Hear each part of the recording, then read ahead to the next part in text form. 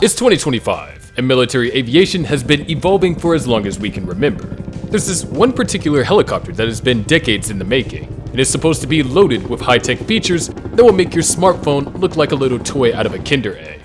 The VH-92A, aka the Flying Fortress of American leadership, has finally made its public debut after nearly 2 decades of drama, delays, and cost overruns. The reasons for it to not happen could have even made a bomb Netflix drama. But here's the plot twist. But despite being designed to being the most advanced presidential helicopter ever, it has a flaw that could potentially be its undoing. And no, it's not just a little glitch like a cracked iPhone screen. The flaw comes with destruction. Yes, it could literally destroy the president's ability to take off from the White House lawn. Let's take a better look into this technological marvel and its fatal flaw, shall we? Because what's a presidential helicopter without a little dramatic tension? Like in the movies, of course. Flashback to last year. It's August of 2024, and President Biden is gearing up to speak at the Democratic National Convention in Chicago. Instead of the usual routine process of driving to the airport like some average Joe, our guy here is whisked away from Air Force One and boards the VH-92A, the latest and greatest in presidential helicopter tech. But before we get too pumped up about this, let's pause for a second to reflect on just how long this helicopter has been in the works, shall we?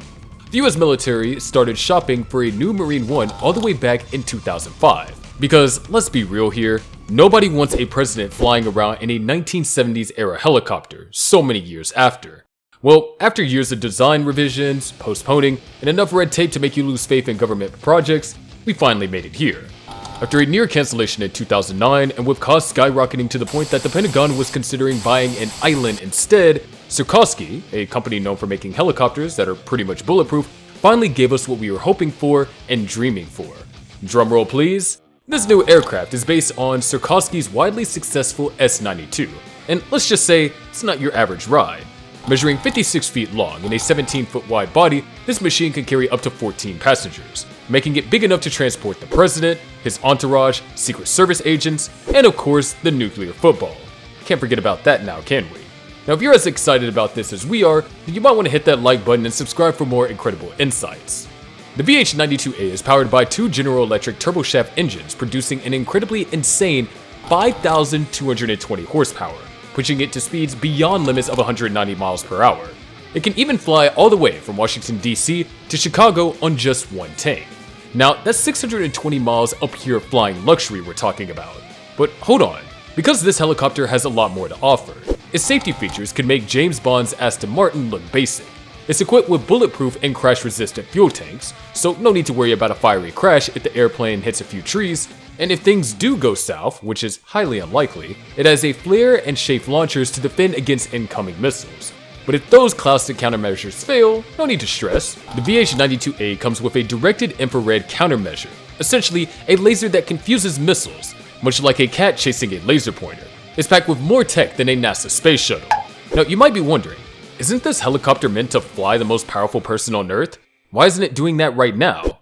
Well, hold that thought, because the VH-92 is more than just ready. It's primed to redefine presidential travel with its cutting-edge safety and unmatched capabilities. Stay tuned for more on how this marvel of engineering is set to take to the skies and make history.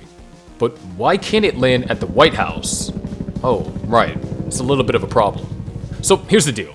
Despite being loaded with every advanced feature imaginable, the VH-92A has one massive flaw that's impossible to overlook. It can't touch down on the south lawn of the White House without causing some serious damage. Now, you assume a helicopter designed for the president could handle the most important lawn in the country, right? Wrong. The rotor wash and engine exhaust generate so much force and heat that the lawn would end up looking like a battlefield. The presidential lawn is as delicate as a teenager's self-esteem after a bad haircut, and we all know how fragile that can be. Sikorsky attempted to fix this by adjusting the landing altitude to reduce some of the rotor wash, but the engine exhaust still remained a problem. They managed to redirect the auxiliary power unit exhaust, which helped a bit, but the main engine exhaust? Not so much. It's a tough nut to crack, and it seems like they're still working on a solution. So while the VH-92A is an impressive machine, it's not quite ready for a perfect landing on the White House lawn just yet. In a final attempt to make things work, the Department of Defense proposed laying down mats on the lawn for helicopter landing. However, this idea was swiftly dismissed. The White House lawn, after all, isn't the place for unsightly mats, is it? Aesthetics, as trivial as they may seem, took priority over practical solutions. Just picture the president emerging from his helicopter, only to have the moment spoiled by a bunch of mats. The sheer horror. Consequently, the VH-92A is now forbidden from landing on the White House lawn. This means that the president must resort to slower modes of transportation within Washington, D.C., making quick trips to urgent meetings or emergency evacuations more time-consuming and risky, a safety concern the White House isn't willing to overlook. It's a choice between arriving promptly or arriving late, and the president surely knows which is better. The only helicopters permitted to land are the older Sea Kings and White Hawks, which remain in service despite being older than the president's car. It's a lot of vintage equipment, but this is where the V-22 Osprey comes into play, the helicopter deemed too dangerous for presidential use. Imagine the irony. The VH-92A, designed for safety and efficiency, is sidelined due to aesthetic concerns, while the older, potentially riskier helicopters continue to serve.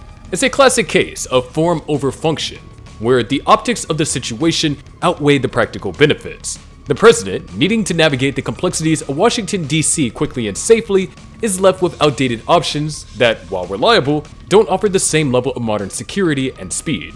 The V-22 Osprey, with its unique capabilities, could have been a game changer, but alas, it too has been deemed unsuitable for presidential transport, adding another layer of complexity to an already challenging situation.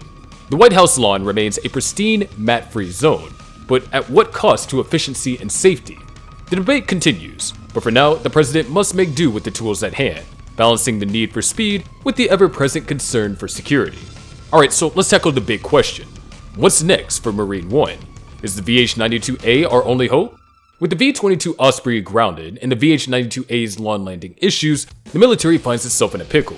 The legacy birds like Sea King and White Hawk are still airborne, but let's face it, they won't last forever. So first, let's talk about the V-22 Osprey. Sure, it's a transformer in the flesh, taking off like a helicopter and cruising like an airplane, but its rap sheet is filled with deadly crashes and technical glitches. Remember the December 2023 incident off the coast of Japan? 8 Air Force Special Forces members lost their lives due to an over-torqued clutch. Not a pretty sight. So the Osprey's grounded, and the president won't be riding in that anytime soon. Now, the VH-92A is set to handle those long-haul trips outside the capital, but the lawn landing issue is a real buzzkill. Until the Marine Corps figures out a way to fix the rotor wash problems or pull off a miracle, the president will have to keep his lawn in pristine condition, ready for a landing that might never come. Meanwhile, the VH-92A will continue to raise the bar for luxury, tech, and sheer awesomeness in the skies. But what about the future? The military's got a tough call to make. They could stick with a new VH-92A, warts and all, or go back to the drawing board and cook up something entirely new. Maybe they'll even resurrect the Osprey, who knows? One thing's for sure though, the next Marine One better be able to land on the South Lawn, or the president might just have to start taking Ubers to Camp David. So keep your eyes on the sky, folks. The future of Marine One might be a bumpy ride, but it's sure to be an interesting one. Who knows what kind of bird the president will be flying high in next? Only time will tell. But until then, let's enjoy the view from down here and watch as the military works its magic to keep the commander-in-chief airborne and safe. The VH-92A is yet stuck in limbo. Fascinating. Share it and like it. And if you want more, discover the Air Force's frozen nightmare, the Arctic Battle, up next.